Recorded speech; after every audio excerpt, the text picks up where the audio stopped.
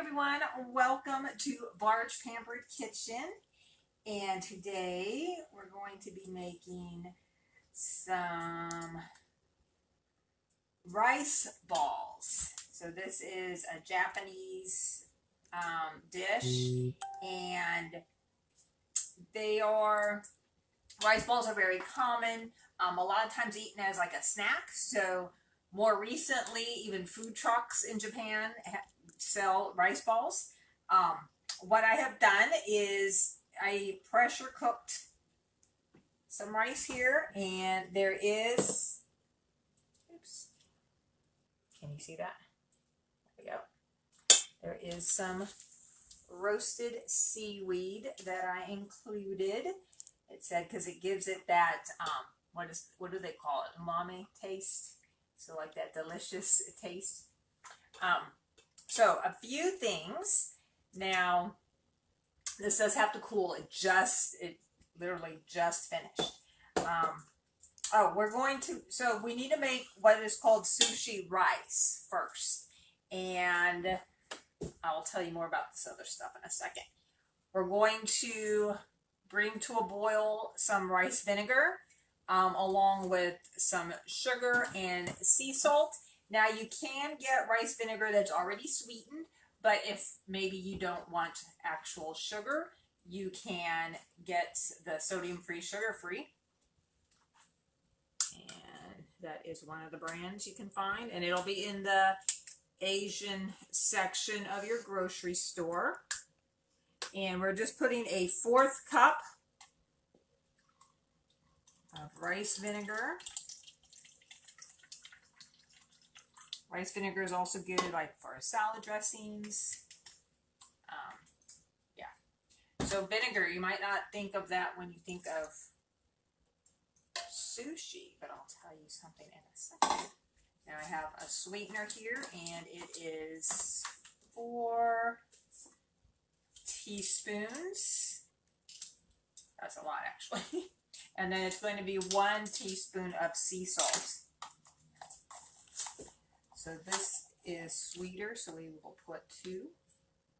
Oh, cameraman, can you turn that on, please? And you just want to heat it until your sugar dissolves, or whatever it is that you are using. And 1 of salt. Sea salts.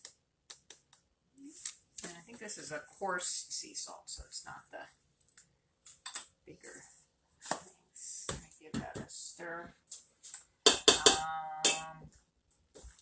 Just a second there, cameraman. Okay. Give that a stir. Be sure to say hi. Tell us where you're joining us from. And you're always welcome to share the video out if you're joining us on Facebook.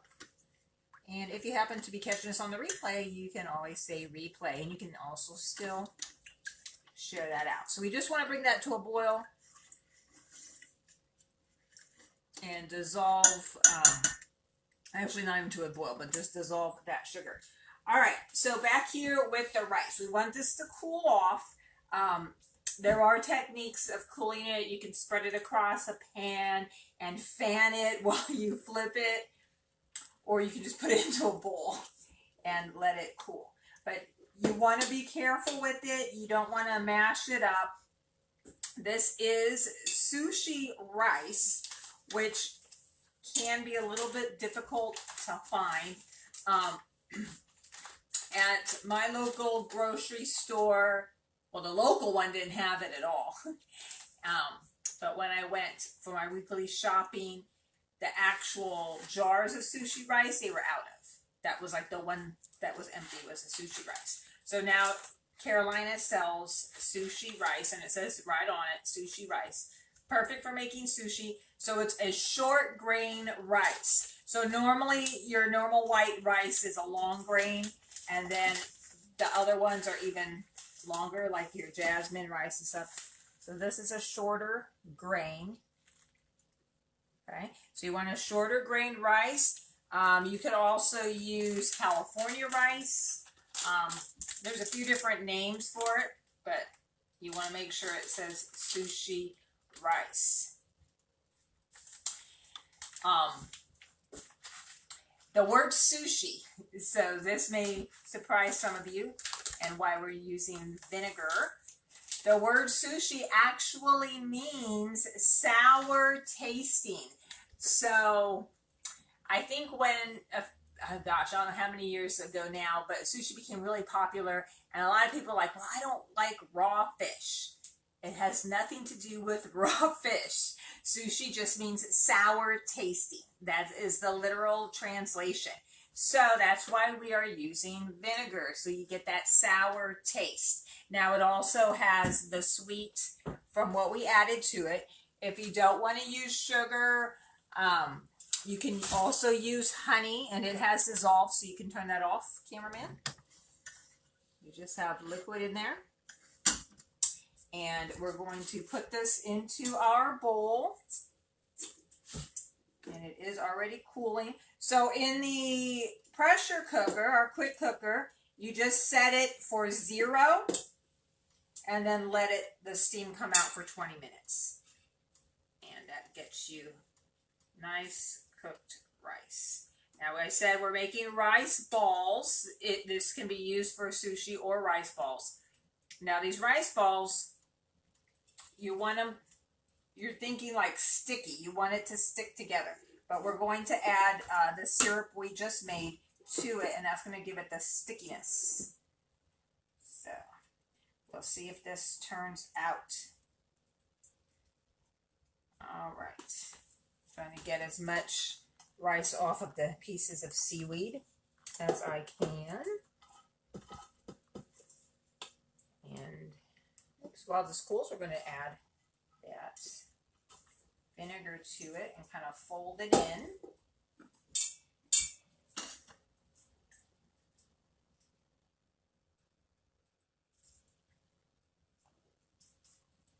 All right. And this was just, when you cooked it, it was 1 cup of rice to 1 cup of water. Now it looks like that may have been a little much on the rice vinegar. So I hadn't tried this recipe before, so it may not turn out quite right because that looks a little too liquidy to make our balls. But once it cools is when you can handle it to make the balls. And what we're going to do is put a piece of seaweed around it. And we can put some, you could put some meat inside. You could put even avocado or carrot sticks if you don't want meat. Tuna, salmon, cooked already, work great. I opened a can of tuna for this today. And then we're going to roll it in sesame seeds. Now it said to use black sesame seeds, but I'm just going to use what I have on hand, which are the regular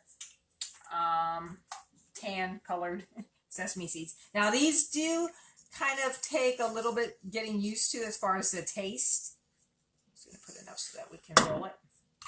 But you will usually see the rice balls rolled in sesame seeds. And we're just going to use smaller strips of the roasted seaweed. You want the sheets. They are, I noticed when I got it out for the rice that they come perforated, but it did, even using the knife, I don't know if you can see can you see that? The lines? The perforation lines? Yeah. That they run across. So even though I cut it, it still didn't really, oh, that side you can see a bit better, I think. It didn't really, you can see it's not straight. So I did use the knife to score it a little bit more, but it didn't really help. So it's going to be just little, so it's cut so you could wrap sushi, but because we're doing the rice balls, we're going to use less, and it's just going to go around a portion of it. Now, seaweed, if you haven't had it, that is a kind of taste that you might have to get used to. Who has had seaweed before? You can tell us in the comments. Or what is your favorite type of sushi? Like, what is it stuffed with? where do you get it? Around here, we have, if you're in this area, the grocery store Wegmans, and they have a lot of good food that's pre-made that they do there in the store, and they do have good sushi. All right. So like I said, this doesn't necessarily cut or tear where the preparation is. So if anyone has any hints on how to do that better, you are welcome to share. So the way we were going to form these, like I said, it seems to be a bit too wet. It was going to be into a triangle shape, and then it would have the seaweed around the bottom, and then the sides would be in the sesame seeds. So let's see if we can get this to stick together a little bit. And that's not really packing. So we would have a triangle shape. We would put the meat in the center and add a little more rice. You see, this is a hint, this is a tip for you. If you're doing a live video like this, you want to practice the recipe ahead of time in case it doesn't turn out. I didn't think it would, the portions would be that off that it's not sticking. So there you get an idea, and it would have, yeah, that's not sticking together at all. But it would have some of the seaweed around it. Now these you can cut, you can use even some food scissors and cut the pieces out and make, I saw somewhere they made like panda bears, and they get really creative with it. So this would go around, like I had said, and up onto the other side, and then you would put the sides, oops, you would add the sesame seeds on the side. But I haven't tried sushi rice before, obviously, because I haven't made before, so I'm interested in how it's going to taste. You can let me know if you try it and if you have a better ratio so that they'll actually stick together, and to create the rice balls, even though it's a triangle shape. But you can make it ball shape if you want. That's up to you. Thanks for watching, and I'll see you next time.